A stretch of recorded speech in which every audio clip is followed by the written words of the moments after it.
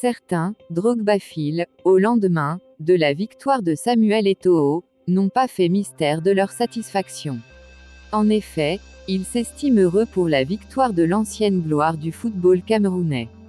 Car pour eux, cette victoire à la tête de la FECAFOOT est une lueur d'espoir qui ouvre de nouvelles vannes parce que cela peut être un signe révélateur dans la mesure où elle peut conditionner la victoire de leur idole. Ceux qui ne sont pas de cet avis, sont plus virulents et ne manquent pas de fustiger le numéro 11 national de la Côte d'Ivoire, le traitant même de radin.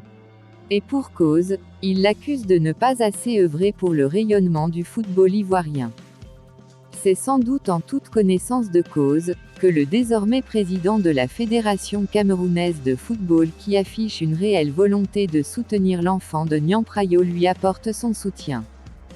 Pour le fraîchement élu, celui qu'on appelle affectueusement « Gbagba-Day » est la solution pour la modernisation, la création de nouvelles infrastructures et le développement de la médecine du sport.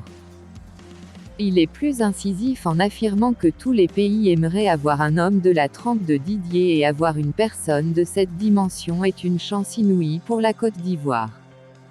Il ajoute que s'il était un membre de la Fédération ivoirienne de football, il n'hésiterait pas une seule seconde à opter pour le choix de l'ancien attaquant de Chelsea, car, dit-il, le football ivoirien a besoin de changement, de progression, de grands sponsors, d'investisseurs et d'évolution.